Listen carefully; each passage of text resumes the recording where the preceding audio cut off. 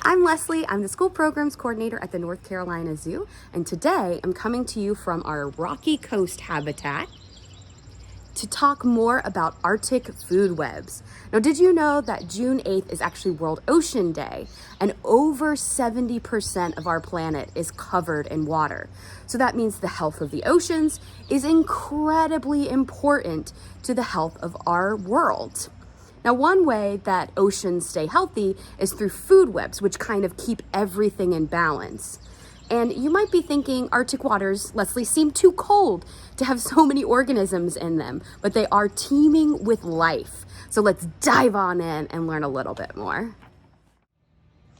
Here's some amazing signage at the North Carolina Zoo that's all about part of the Arctic food web.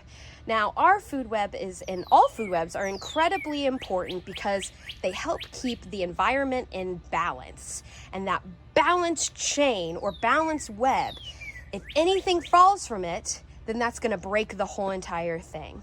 And so we need every single part to keep that an ecosystem or that habitat healthy. Now in this one, we're starting with the sun, which is going to be able to produce energy that phytoplankton creates. And an organism that can create its own energy and own food from either the sun's energy, or there's also chemosynthesis, which is energy that is derives from the bottom of the ocean. Those are hydrothermal vents. Check that out, pretty cool. The phytoplankton is able to take the energy from the sun and create its own food. So it produces its own food, and it's thus called a producer, or in this case, a primary producer. The phytoplankton is eaten by the krill. The krill is a consumer because it has to consume food outside of its body to create energy. And this, since it's the first step of the food web, is going to be a primary producer. Then the krill is eaten by the cod. The cod would be our secondary consumer. The cod is eaten by the seal, just like we saw back behind me earlier. So the seal is going to be our, ready for a big word, tertiary consumer. And then the seals are consumed by the polar bears.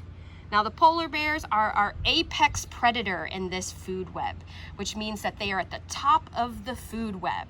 Apex meaning top, and then predator, an animal that preys on other animals or eats other animals.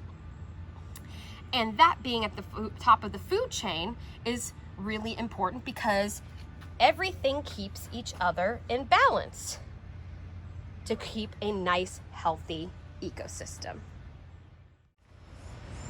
Thanks for joining me and the seals today to learn more about Arctic food webs, and happy World Ocean Day.